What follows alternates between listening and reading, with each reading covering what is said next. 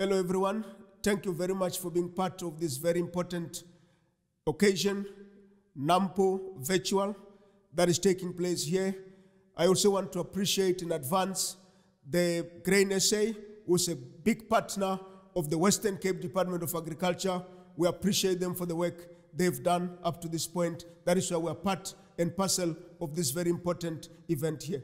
My name, Mogale Sebopetsa, the head of department, Western Cape Department of Agriculture. I took over this role during the month of April in 2020, and many of you would appreciate that I came in at exactly the same time as COVID.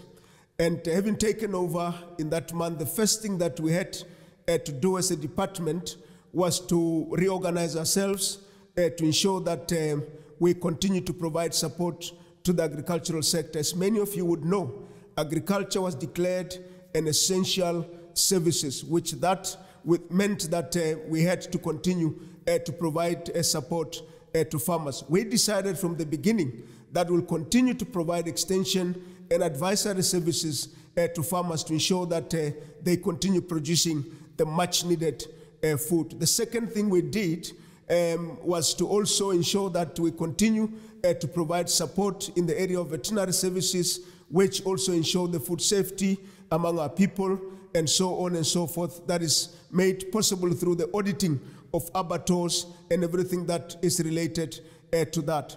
But obviously, many of you would appreciate that 6 months into this particular space that we are in, the issue of humanitarian crisis has taken root. And what we have done as a department, we also decided we're going to focus on encouraging communities to engage in what we call sustainable food production. We started what I call one home, one garden, and I'm sure my team will give you the rest of the details around that. The last thing that I want to talk to you about is the economic recovery, which in our view is the most immediate thing that we need to be focused in. My team will delve into details as to what we are doing, and I'm aware that tomorrow we'll also be talking largely about the efforts that we're putting in place post-COVID.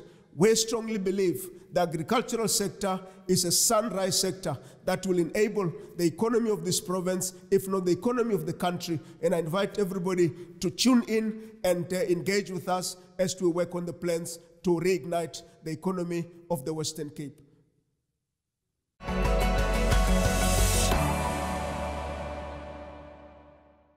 Good morning. I'm going to be covering 3 areas: stakeholder engagements.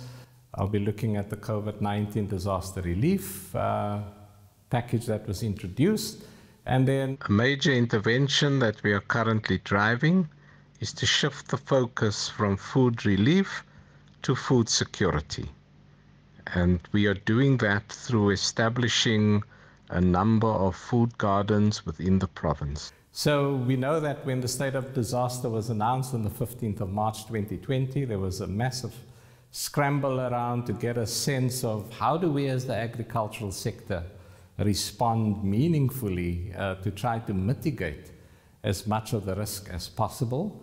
And we had agreed then to establish a forum comprising all of agricultural stakeholders to effectively guide the sector in managing the risk of transmission, identify emerging risks, develop mitigating plans, manage the impact on employment in the sector, ensure adequate support and relief to affected parties, and ultimately to protect agriculture as a sector and as an economic vehicle.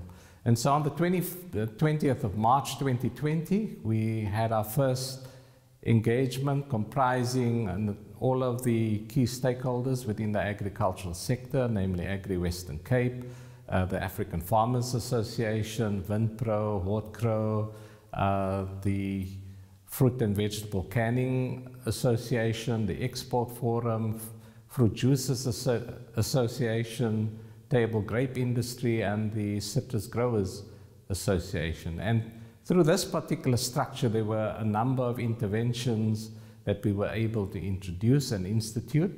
It certainly provided an ideal vehicle and an ideal platform to support, coordinate, and distribute relevant communication material to stakeholders, But more significantly, we were able to establish very solid relationships and create a platform for engagements around and with the Department of Labor to address a range of agri-worker or farm worker issues, deal with issues of inspections in areas of concern that the Department of Labor had identified within the sector, especially where there was no adherence to the health protocols.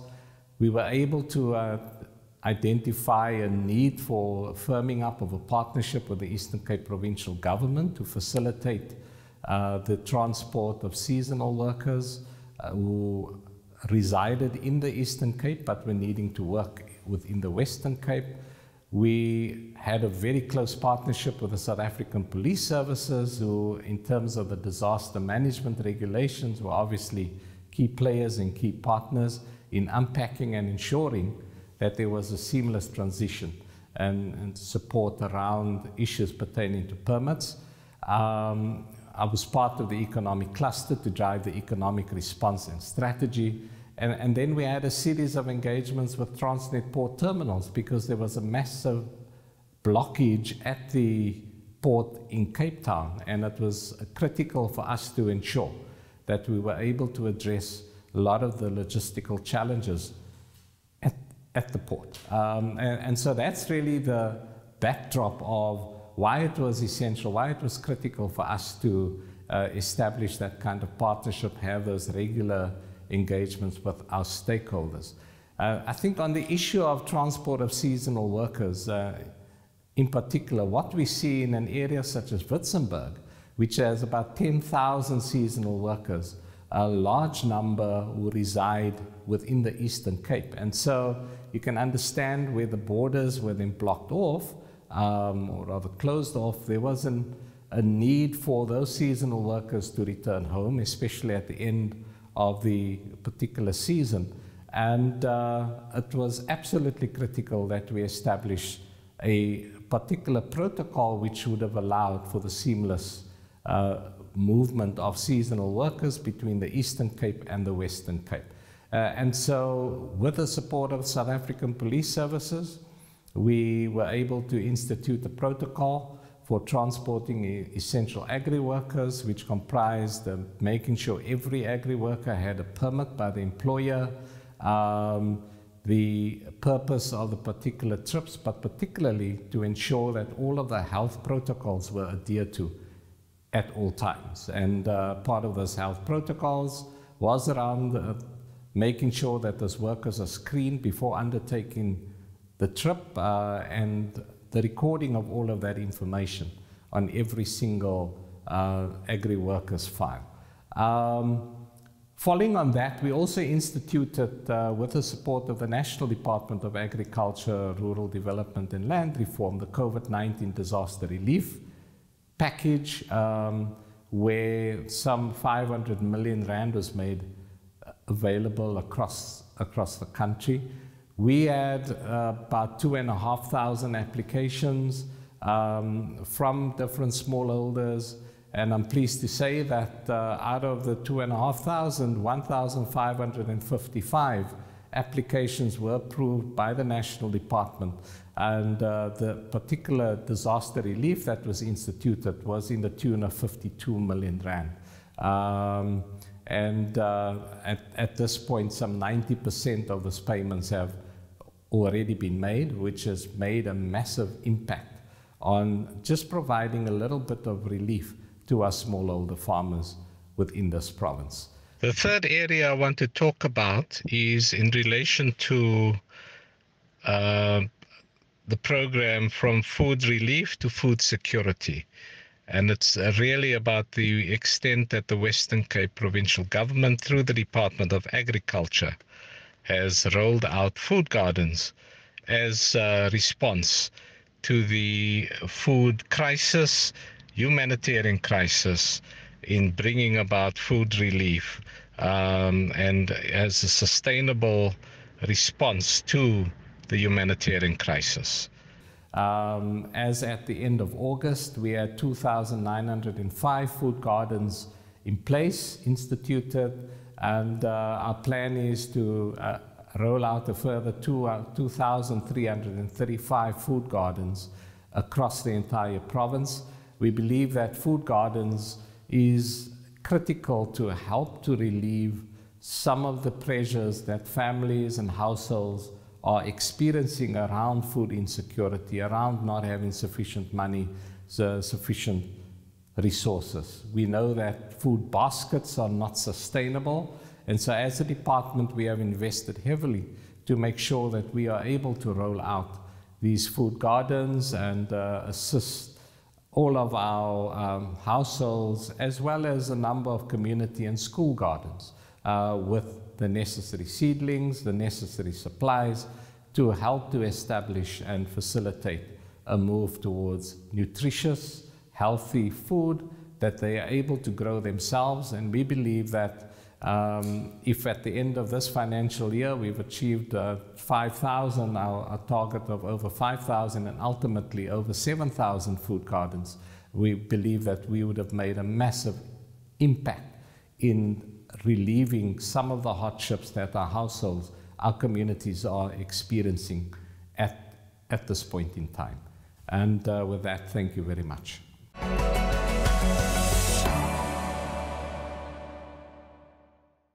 Good morning, everyone. My name is Lau, and today I'd like to discuss with you what we as a department is doing in terms of economic analysis and impact assessments.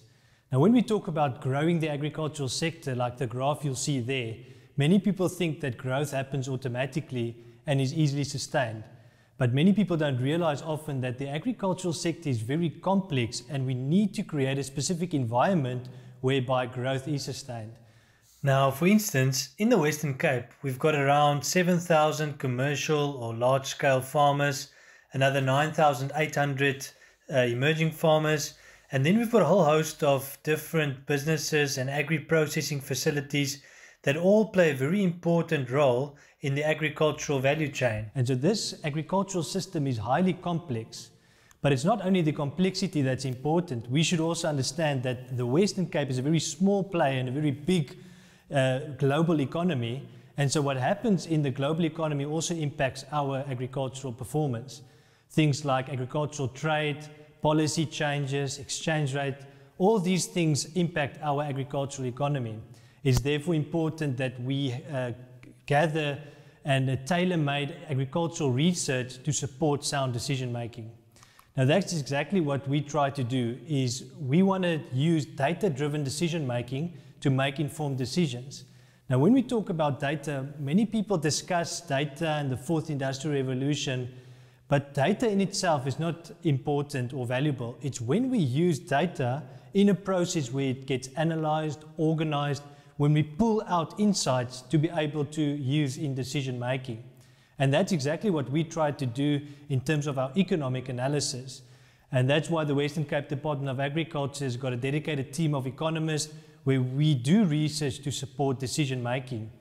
We mainly do this by using agricultural statistics, data management. We also use various tools and techniques to do this analysis. Also importantly, we partner with institutions like Green Cape and BFAP, where they assist us in this research effort. Now, I'd like to just use two examples, practical examples, to illustrate why this is important. In 2018, my team published a report trying to estimate what would be the impact of the Western Cape drought. Now, many people would remember that we've just experienced one of the worst droughts in recorded history. And back in February 2018, we published estimates of what would be the impact on the agricultural sector.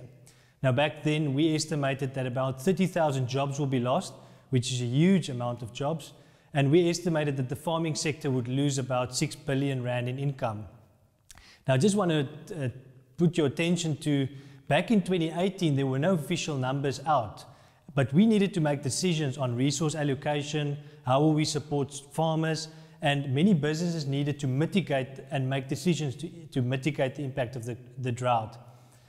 But now looking back, you'll see in the box there, the actual numbers only became available in the last year or so.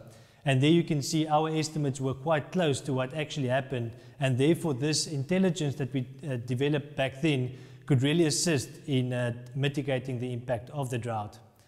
The next one goes all the way back to 2018, and many people would remember that at that time, in 2015, the Obama administration in the United States, they threatened to exclude South Africa from the Africa Trade and Opportunity Act, which is a trade deal where we benefit exporting goods to the US.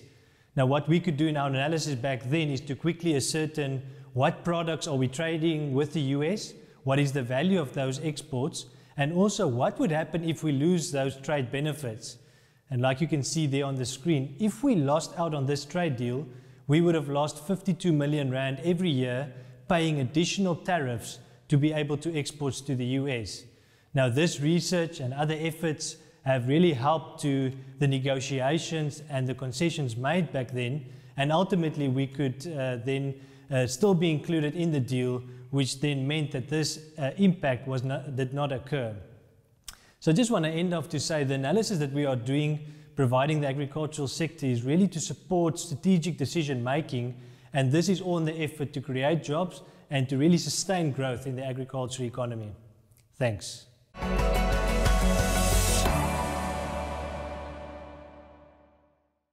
Good morning, everybody. My name is Gertrude Jacobs. I am with the Western Cape Department of Agriculture, and today I'm talking to you regarding the social interventions and the personal protective equipment that we assisted the agricultural sector with during the COVID-19 period. So I'll just shortly do an introduction, then talk about the support that we've provided, as well as some of the key things that we found that assisted us to deliver a support service that we think addressed some of the issues and flattened the curve for us here in the Western Cape. As you're all aware, when the national lockdown was announced, the agricultural sector was one of the few sectors that was deemed necessary. And this was in order to ensure that we have continued food production.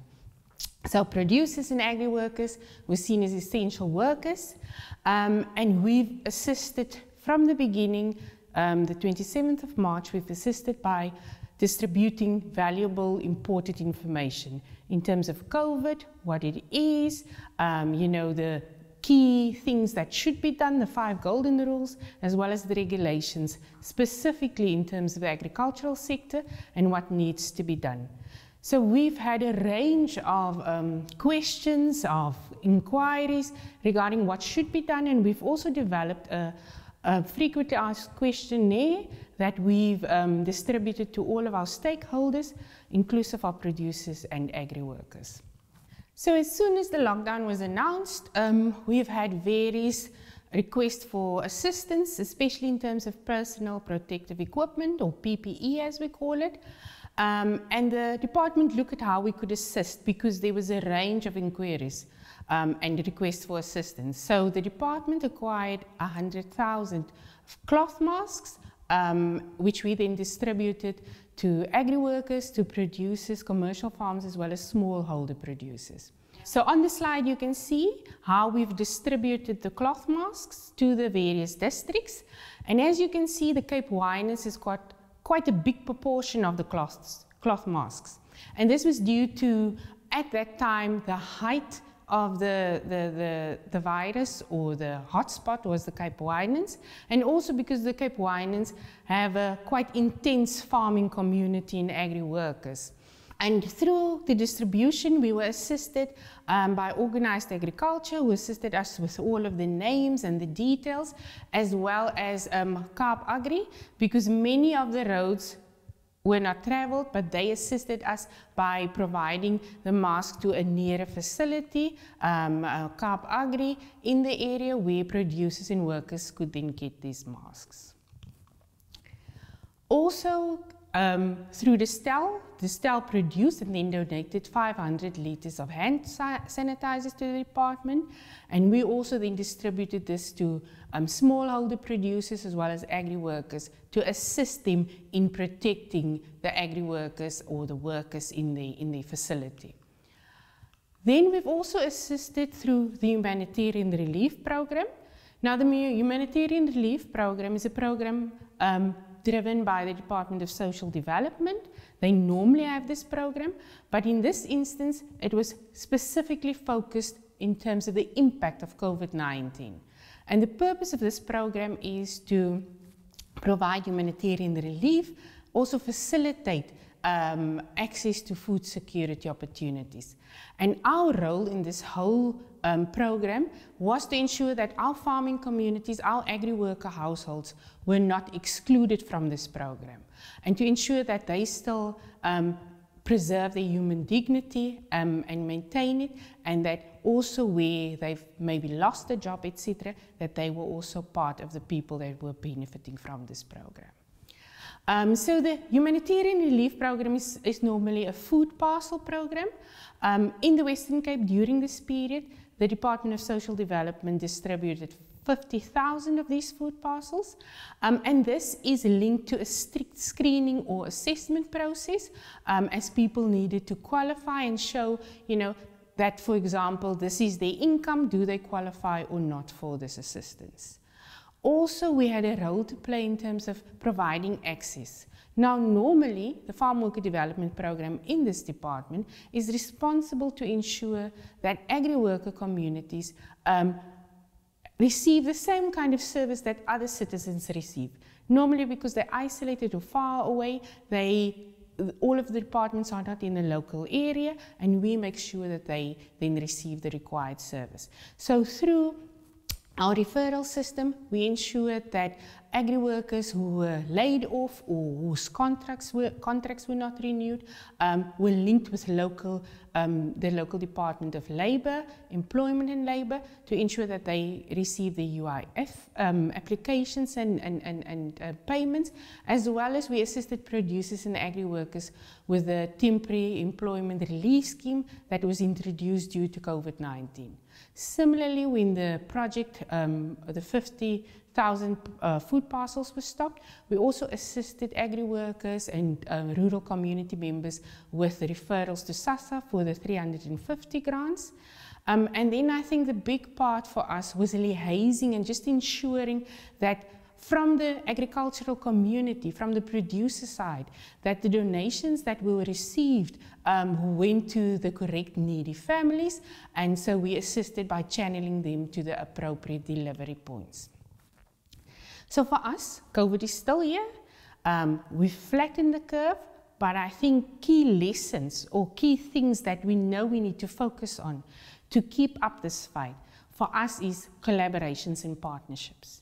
Because we're the Department of Agriculture, health was key, other role plays were also key, but it is for us to ensure that our clients that we serve, that they are linked to the correct services, and also, all of the departments that came on board to provide the necessary services. Key was also in terms of the local context. So if you have the community there, if you have the municipality there, also key role players in terms of ensuring the food parcels went to the correct people, were the joint operations centers that is run by the disaster management centers in the various districts, and they assisted to ensure that something did not have to be we didn't have to do it over again, or there was no duplication to the same household. And this ensured that there was a coordinated and monitored approach, and also assisted with the flow of processes. And like I indicated, key was community involvement. Their ability to mobilize, their ability to participate, but also to assist with donations. And currently, we are facing an enormous task in terms of the humanitarian relief that is required. But things are still happening within communities, whether it's soup kitchens, whether it's donations from farmers in terms of fruit and veg, just to augment the food parcels. So that is still happening, and that is sustained without necessarily funding from government side. Also for us, key was the sharing of information, but true and accurate information.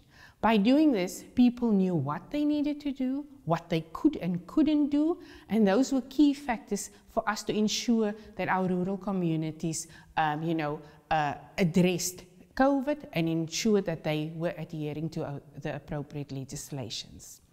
So that is my story. Thank you very much for your time.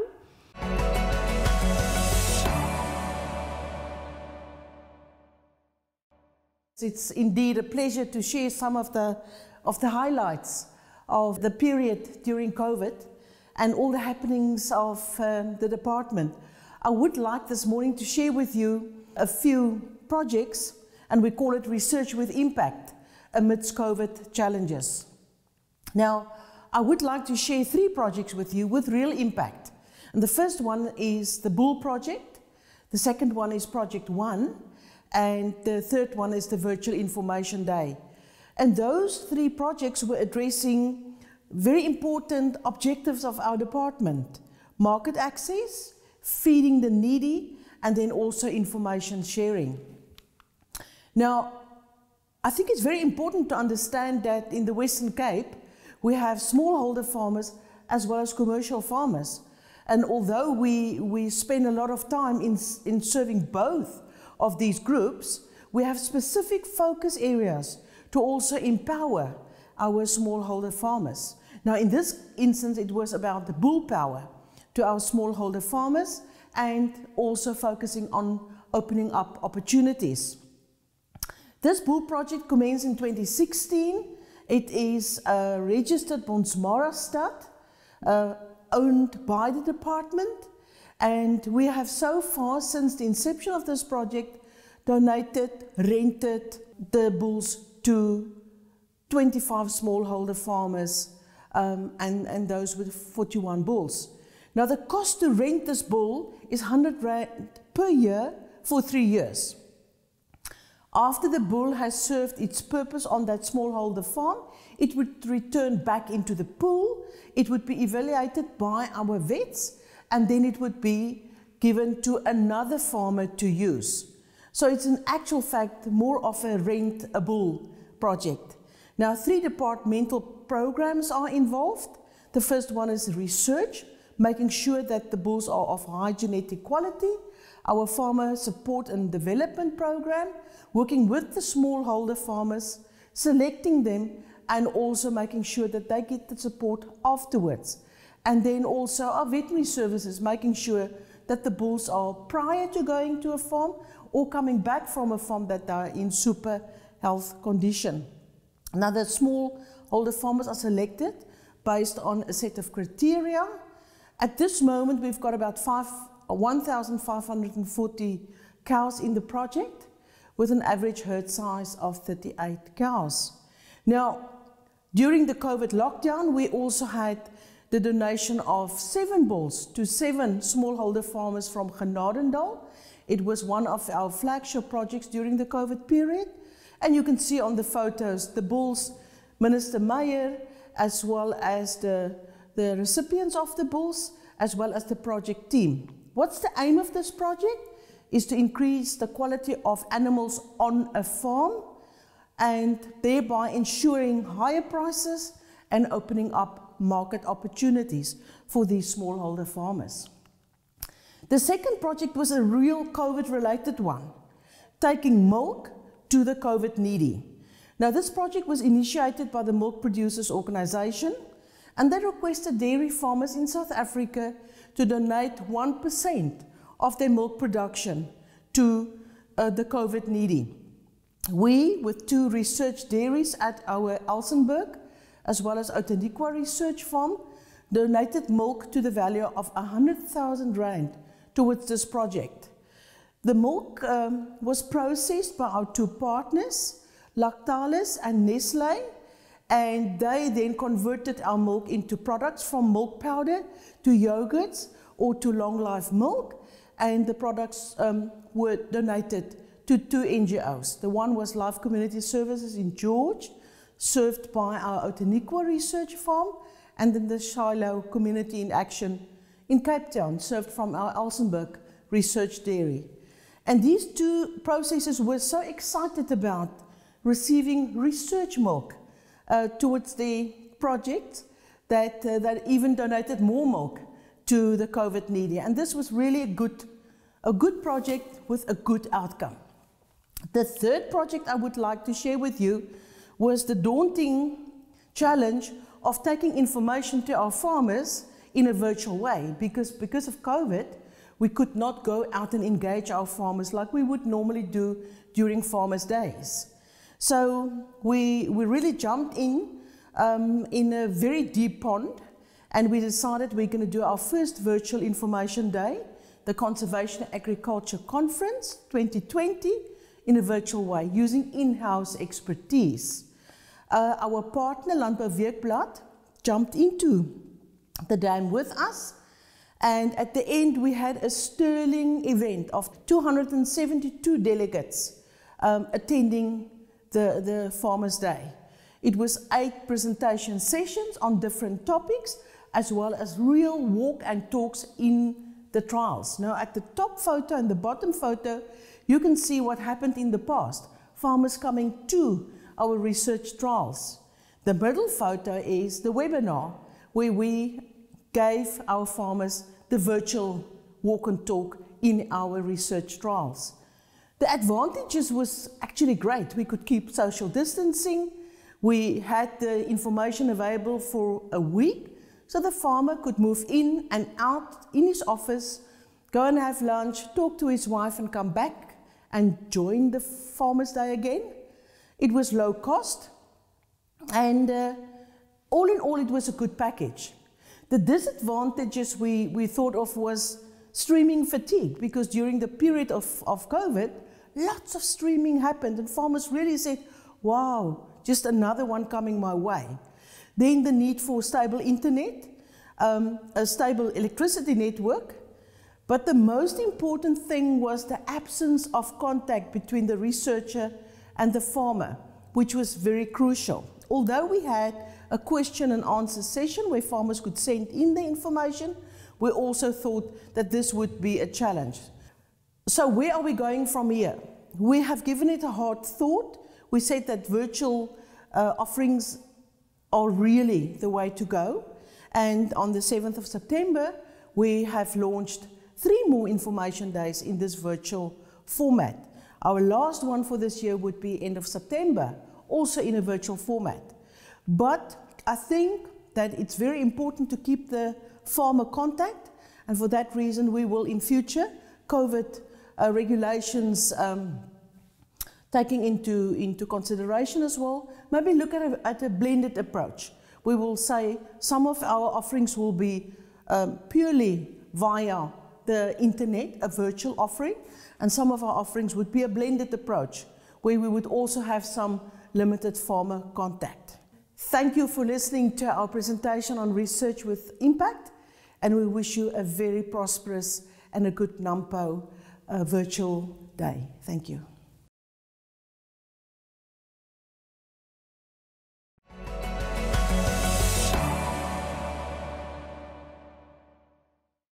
Good morning and welcome to Virtual NAMPO. My name is Chris Burgess. I'm editor of Landbouweekblad. And this morning we are having a very interesting conversation with the Western Cape Department of Agriculture, voted as one of the best government departments in the country, and also been awarded accolades for their gender composition in their management, and also greatly loved by their farmers. A great privilege to be talking this morning to Mr. Darryl Jacobs, Deputy Director General, Agricultural Development and Support Services at the Department, Mr. Louw Pienaar, Deputy Director, Macro and Resource Economics, Gertrude Jacobs, Acting Director, Farm Worker Development, and Dr. Ilse Trautmann, Chief Director, Research and Technology Development. Good morning and welcome to everyone. Morning. Good morning. Good morning. Darryl, I want to start with you, and please, we will be doing English and Afrikaans, so if you're more comfortable in answering in Afrikaans, that's 100% reg. So I just wanted to ask you, I mean, you've come through a very difficult period now with coordination of all the COVID relief efforts and trying to get all the various stakeholders onto the same page. What has your experience been of this process? Do you think that in a strange way, COVID has actually brought the industry closer together? Thank you very much for that question, Chris. And yes, it has been an exciting period, eye-opening period, and in many respects, I think that COVID has actually fast-tracked a lot of developments that I think would have been lingering for quite some time. And so the moment we went into lockdown, or the president announced the lockdown, certainly what we found was, as a sector, it was critical for us to bring all the key stakeholders together. And I spearheaded that particular initiative to make sure that whether it be Agri-Western Cape, AFASA, Wardcrow, Winpro, the Fruit Producers, Exporters Forum, the full range of stakeholders, as part of the virtual engagement, and we were able to identify some of the key challenges and collectively address those particular challenges. I mean, one of the major, I think the two major issues at that point is how we deal with our farm workers, our agri workers, and make sure that farmers and farm workers were protected throughout this period, recognizing that agriculture was an essential service and therefore agricultural production need to continue. But then there was also the issue of the need for humanitarian support. And what we saw is the incredible response by the agricultural sector. And I'm sure that Gertrude will speak glowingly around that. But we saw farmers going beyond the in terms of donating, even in the midst of the drought that we had experienced and the very many agricultural challenges within the Western Cape and South Africa, our farmers went beyond the call of duty by donating masses. At one point, more than 37,000 food baskets. The extent of contribution and was to reach out and support communities and families, and so yes, it was extremely difficult, but absolutely an eye opener. Just the willingness and the desire to partner and basically drive major, I wouldn't say reforms, but I identify collectively what the challenges were, and in a very real way address those challenges and ensure that agriculture stood as a pillar in the midst of an economic depression in terms of some of the recent figures. Thanks, Chris. Daryl, yes, thank you for that. I mean, what stood out for me was the way that agriculture pitched in and helped, and actually stepped up to the plate, to the responsibility of as food providers, and actually pitched in and started helping to provide food. And I think that story maybe didn't come out strong enough in the mainstream media, the critical role that agriculture did play. Gertrude, from your perspective, you were also quite involved at sort of a grassroots level. What was your experience of the COVID relief efforts? I mean, did you, looking back on it now, do you think that was, despite the fact that, I mean, you know, by virtue of the fact that it was a pandemic which was negative, I mean, were there positives that you took out of this effort to mitigate the fallout of the pandemic? Yes, Chris, thank you. And I think the key for me was the coming together that Daryl referred to earlier on. That workers, producers, everybody came together, whether it was individually on the collectively on the farm or in a bigger sense in the community, and that was key. And I think it's also key in currently the sustaining of whether it's a small soup kitchen or feeding scheme within the area. Key was also, like Daryl indicated, the donations from farmers, just to augment the food parcels that was provided by, for example, government departments or other NGOs that assisted.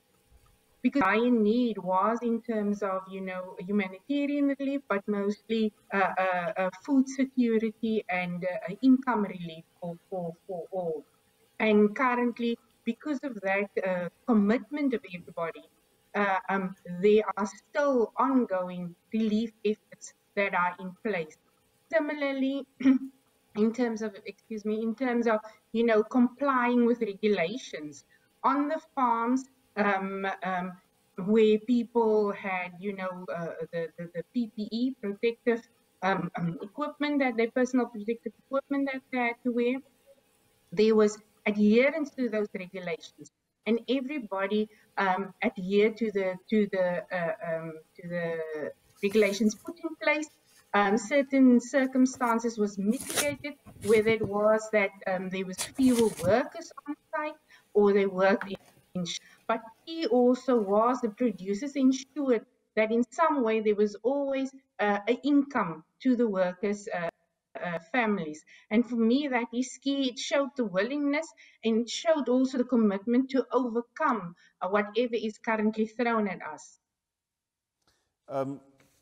Gertrude, what I found very interesting in your presentation earlier was your focus on food gardens. I think that if the one lesson that we all learned out of the pandemic was the fact that food stays universal.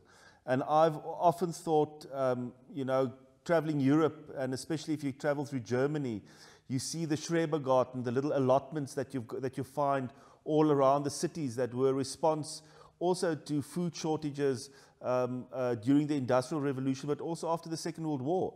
And that was the way that Europe responded to the food crisis. And it's interesting to me, in Landbouw Weekblad, we recently had an article about a food garden in De Rust, in the Klein Karoo, and how that not only provides food, but it also brings the community together. And suddenly there's societal glue that pulls people together. What is your experience of food gardens, and I mean, what is your view on them as a first line defense to alleviate poverty and hunger? Thank you, Chris. I think especially within the COVID, people has also realized, that it is key that they also can provide for themselves, and so currently the request or the need for food gardens has increased tremendously, even so that the department now currently shift funds to ensure that need in the different areas, not just the hotspot areas, that we assist, whether it is individual household gardens or community gardens, so that we can assist. And currently, I think, and Daryl could probably indicate much better the figures, but currently within a short space of time, we have established and currently maintained more than 1,800 farms within the province. Key focus was naturally the hotspot areas, which was firstly the Cape Winelands, and then the areas within the metro. But I think people are also understanding, that is a different kind of income that can assist us through difficult times at the moment. So yes, it's key, and it's key that we engage not only the households, but also our youths to see the opportunities that lies outside for them. Lau, you the number cruncher on the panel, give us some sort of intimation of the conclusions that you guys have come to as to how COVID has affected the Western Cape agricultural industry in general. I mean, I know that we're still trying to sift through the fallout, and we know the wine industry has really been badly affected. But is there anything that you can, at this point, give us some indication of maybe a tendency that we can start looking at? Thanks, Chris. Everyone is asking the same question, what's going to happen the rest of the year and what's going to happen next year. And particularly in the Western Cape also, there's a number of factors, some positive and some negative, that will obviously drive whether or not we will grow. And as you know, also the job numbers are delayed quite a bit, so we also don't know what's happening in terms of the job front. So our expectation, at least mine, from what I can see, is that obviously we're doing well in terms of the horticultural sector. There we're looking at quite good recoveries in the harvest, but also the export performance have been really well thus far. but then also that it's not for all the commodities. Our floriculture and our alternative crops, which mainly get exported by using the aeroplanes, those are down on volumes. But for most part, I see the impact of COVID, didn't affect our sector as much, as many of the others. If you just look at the GDP numbers that came out now, let's say the last week, agriculture was the only sector that actually had growth. And we've been having growth now the first quarter and the second quarter. So if you ask me, I'm thinking apart from the impact on the wine industry and the florica industry, I still think we're looking at the same numbers as BFAP and AgBiz, probably between 10 and 15% growth for this year, which will be great. But we must also remember we're coming off the back of really serious drought years where farmers have really, have to dig deep to get out of it. And so these years are really actually a recovery. But COVID will certainly have still an impact on the wider economy. And so we'll see what happens in the next 2 quarters. Lau, if we can just maybe just stay with you for a minute. Just to give the viewers idea, statistics, obviously quite a broad purview that you guys have. But what are the main areas that you guys are looking at? I mean, what do you regard as the strategic areas of interest that need to be given a lot of attention so that the crucial decisions can be made that decide the well-being of Western Cape agriculture? What are those key areas you guys focus on? Yeah, so thanks, Chris. So maybe the first one, before I get to the numbers, I think really essential, specifically people having to make big decisions, whether that's in government or private sector or industry bodies. I mean, it's so important that we contextualize information and really draw out the most important bits that really get to that point where you say yes or no to a particular decision or policy. And I think that's the first point, to really use the insights that we get from the data to be able to be used in decision making. But then in terms of, obviously as an economist, you can either look very detailed and zoom into the farm level, which then you look at different industry profitability, what's happening in terms of, farmers being able to repay debt and employment and the like.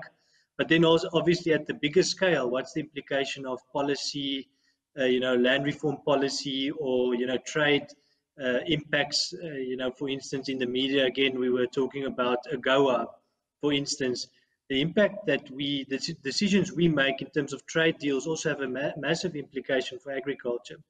So when looking at the data is really to put the context then in to say, if we lose our trade benefits with the US, what will be the implication for our farmers? Or let's say if we can open up the market for citrus to the Philippines, what will that impact be on farms in the next 10 years? So basically what we're doing is really with our partners, to try and take all this wealth of data and trying to make sense of it so that people can make good decisions. So you also obviously, Lau, a big part of that is to try and filter that information through to national government. Because, when you're talking about AGOA and you're talking international trade agreements, you're talking about government-to-government negotiations there, correct? Yes, 100%. We're trying to disseminate our information as widely as possible, obviously within our clients in the Western Cape, but we're not limited to the Western Cape. Obviously the things we're talking about here will impact the country as a whole. So for instance, the work we've done on AGOA a few years ago, that's been filtered through to national departments and at various levels. So yes, we try and take the information we have and escalate it to various organizations and departments so that it can be used. The worst thing would be doing all this research, investing public funds into them and not being able to be used and it lying on a shelf somewhere.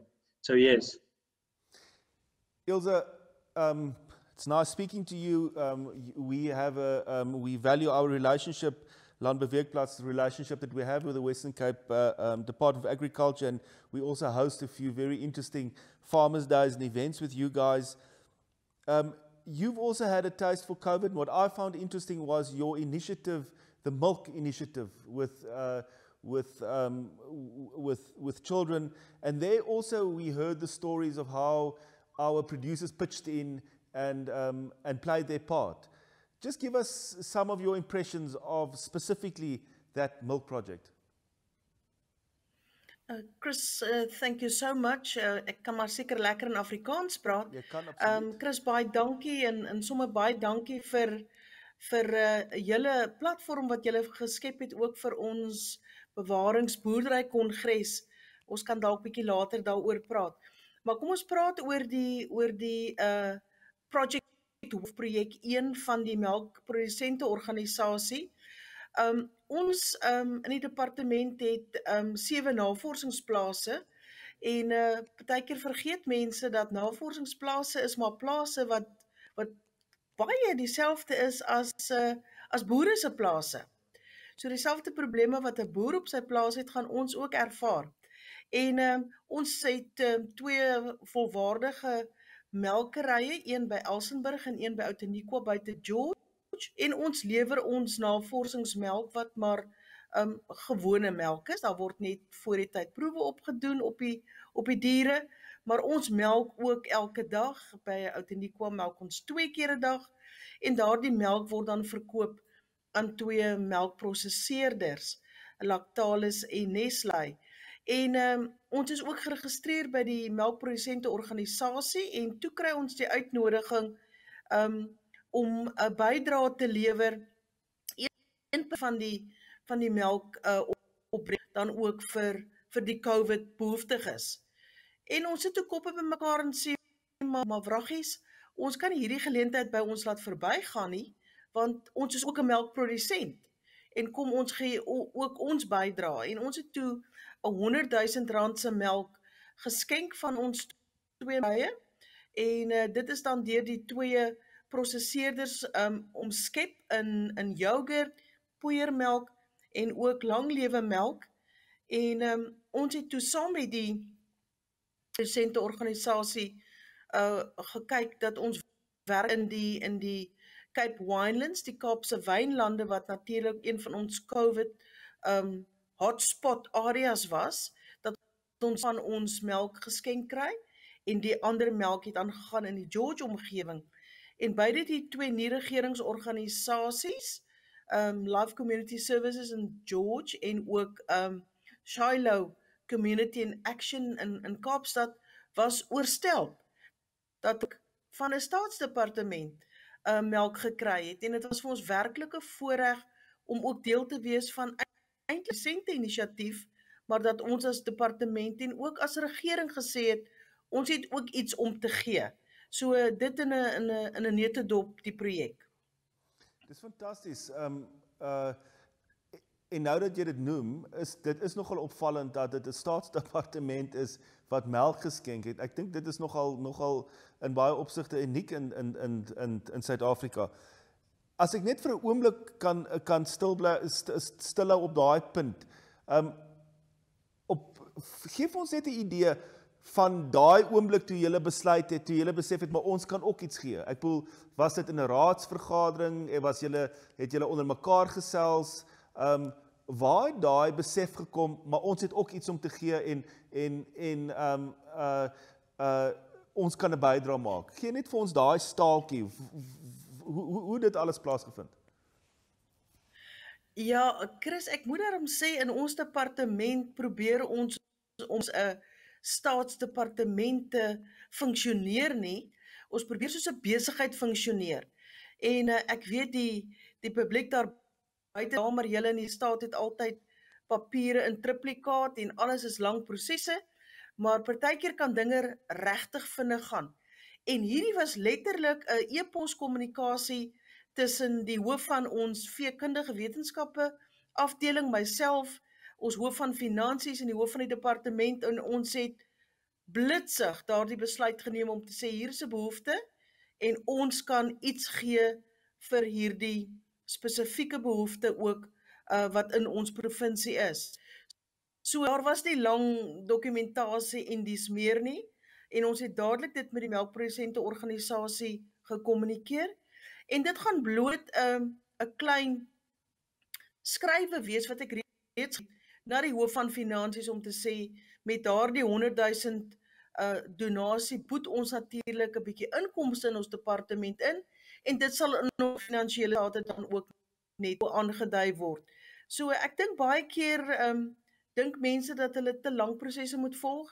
Ek dink as die wil daar is en as jy werklik iets wil doen, kan jy die prosesse baie vinnig laat gebeur binne die reëls en binne die regulasies. Dit was 'n geweldige lekker ervaring om iets te gee. Ja, en ons moet julle baie gelukwens met daai inisiatief.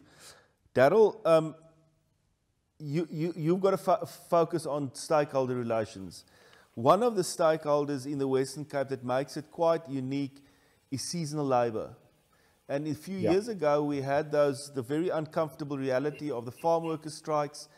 And it was quite difficult to, as the Afrikaans expression, om agter die kap van die byl te kom about what exactly was happening there. Because in the Western Cape, because we have these very strong export industries that are growth industries, there are jobs being created. We know what the problems are with our mining industry. So we've got this huge influx of people coming down from specifically the Eastern Cape, and as I understand it, also from Lesotho. That must be quite a difficult situation to manage, because these small towns where the farming happens, they don't always have the infrastructure to accommodate the influx of these people. These seasonal workers need the work, and when you speak to farmers, are actually highly regarded for the contribution they make in our farming industry. So I'd just like, from your perspective, to give us what is the approach there? How does one manage this resource? It's a really tough question in terms of how one manages this resource. But I think what we have seen, both during COVID, especially, and probably the biggest challenge we faced when it came to seasonal workers, is how to actually get them safely across the border of the Eastern Cape into the Western Cape, and obviously back home at the end of the season. But I do think that one of the advantages is that the vast majority of seasonal workers actually live on farms, which makes a big difference. So there's no great need to establish a human settlement outside of the farming operation. So they are accommodated on farms. And I mean, one of the things we experienced is that a lot of the farms and farmers have long-standing relationships with seasonal workers from other provinces and other countries. So it's not where every year you kind of put up an advertisement to say, I need 10,000 workers or a few thousand workers. There's long-standing relationships, and that was actually the key to facilitate the movement of seasonal workers across borders, because, as you know, when it was level 5 and level 4 lockdown in particular, the provincial borders were all closed, and we needed to find an easy mechanism to actually get them safely both into Western Cape and out of Western Cape. And we were able to do that with the cooperation of South African police services and the way we needed to interpret the disaster regulations, because we probably struggled, and particularly Hoortkrou, in terms of engagements with their representatives, had actually battled to secure seasonal workers into and out of the province. We needed to interpret seasonal workers as being essential workers who render services on a seasonal basis. And it was against the backdrop of that slight shift in narrative that we were able to secure an agreement both with South African police services and thereafter with our counterparts in the Eastern Cape, so that when the workers actually got to the provincial borders, they were allowed through, provided obviously that they met all of the necessary health protocols. But as I say, the one thing that I learned out of this process is that these are long-standing relationships. There's a relationship of trust that exists between farmers or producers and seasonal workers in particular. It's not fly-by-nights. There are obviously those who will take their chance, but it's the fact that it is long-standing relationships has made a big difference and has assisted in ensuring that the farmer gets the best labor, the labor that they trust. And against that backdrop, we were able to then strengthen the partnership with South African Police Services and facilitate the ease of movement into and out of the Eastern Cape in particular, although there are other provinces such as Northern Cape as well, and as you say, Lesotho, but our biggest challenge was around the Eastern Cape. And so, yeah, I mean, further to that, we have a farm worker division which ensures that our farm workers or agri workers are looked after. You would know about our agri worker competitions, which is about ensuring that the status of agri workers is really celebrated within this province. And all of that, I think, is part of our commitment as the Department of Agriculture to celebrate our agri workers, whether they be seasonal, whether they be permanent, everyone who has a contribution to make in celebrating agriculture. That's really why we want to celebrate them. Thanks, Chris. Yeah, and you're so right, Daryl. I mean, every year, I think it's Hortgrow has the event where the awards event for the farm workers, and it's always such an eye opener. Yeah, it's such an eye opener to see the level at which farm workers do operate in the Western Cape, because it's this highly technical export industry, a lot of it, and I mean, really sort of internationally competitive, skilled farm workers that you've got there, which is you know, which is really heartening in terms of what we're trying to do in this country. And Gertrude, if I could just bring you in there, I'm not sure if this question should be directed at Daryl or yourself, but I feel, you know, if one looks at when we had the farm worker strikes, we've really come a far way, and maybe that unrest was necessary to just focus the mind again. But from where I sit, and from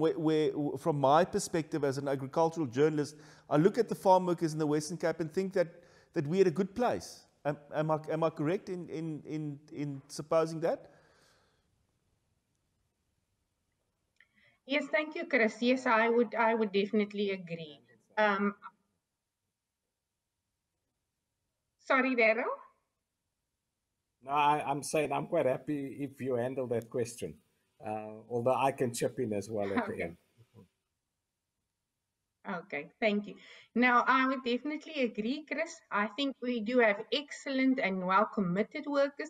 They're highly skilled, and they're still ambitious.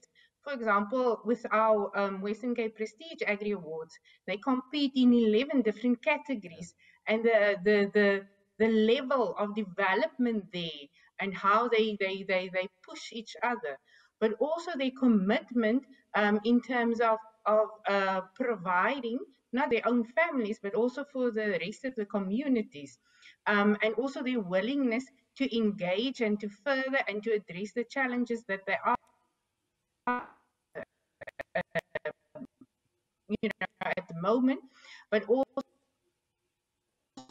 around agriculture and having true ambition to what needs to happen further. Similarly, we also have the Prestige Agri Worker Forum that engage with our Minister of Agriculture, Dr. Ivan Meyer, and how very articulate they can express the challenges that farming communities experience, whether it is their own socio-economic difficulties or whether the issue of rural safety for them.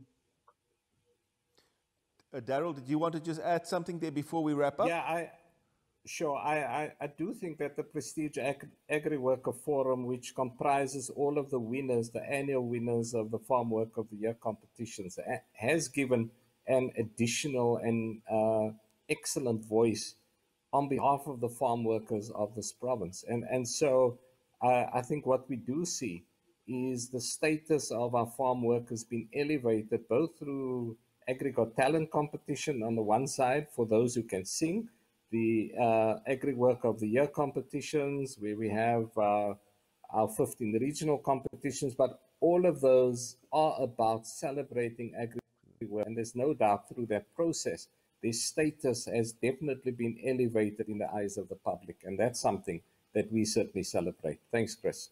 Yes, status that quite rightly should be celebrated. As I mentioned, I'm always astounded at the proficiency and the talent of these workers. Daryl, Lau, Gertrude, Ilse, thank you so much for joining us. We're quickly going to move over to an insert, and then I think that we continue our conversation. Thank you for watching, and join us in a few minutes when we continue the conversation with the Department of Agriculture in the Western Cape. Thank you.